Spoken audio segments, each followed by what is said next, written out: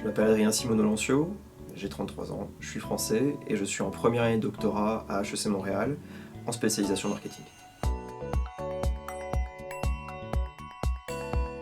Avant de devenir membre étudiant de l'EICRM, j'ai surtout travaillé pendant 7 années dans l'univers de la communication corporative. Avant ça, j'ai fait des études en marketing en France à l'école de management de Strasbourg. L'univers dans lequel j'ai évolué pendant ces 7 années était vraiment un univers dans lequel j'aidais les entreprises à communiquer avec des partenaires aussi bien internes qu'externes, les employés, le grand public, leurs actionnaires, qui m'a amené à travailler notamment sur de nombreuses revues et des magazines. D'où l'importance du storytelling dans mon sujet de recherche actuel.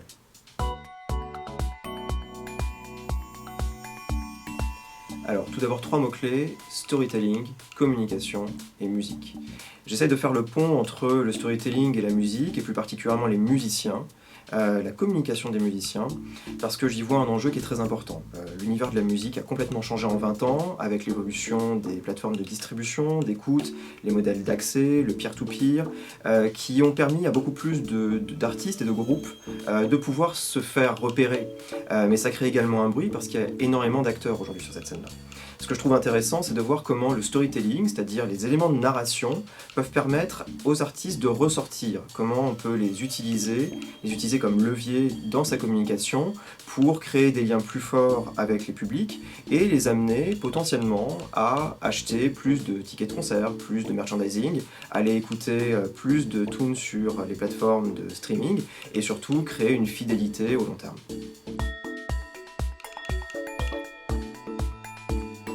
Alors pour l'instant, mon expérience est assez limitée parce que je viens tout juste de commencer mon doctorat et j'ai fait peu de recherches en maîtrise.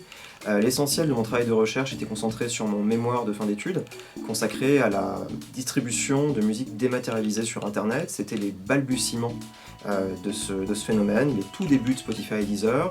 Donc ça m'a donné l'occasion de voir comment ces plateformes fonctionnaient, quels étaient leurs modèles d'affaires, et essayer un petit peu de prévoir, de prédire qu'est-ce qui pourrait leur permettre de perdurer. Aujourd'hui, j'ai surtout une expérience qui est devant moi. Je sais que je vais être amené, par exemple, à mener mes propres expériences, à rencontrer également des acteurs du milieu de la scène artistique pour échanger avec eux quant à leurs enjeux, voir comment le storytelling peut amener à les aider. Et voilà, j'ai hâte de commencer ça. Oui, alors j'ai découvert récemment un groupe qui s'appelle False Heads, qui est un trio power rock britannique, qui a été découvert par Danny Fields. Danny Fields qui est une vraie référence dans la scène rock et punk new-yorkaise, qui avait notamment à l'époque managé et découvert les Ramones, mais aussi aidé pendant de nombreuses années les Stooges et les Doors.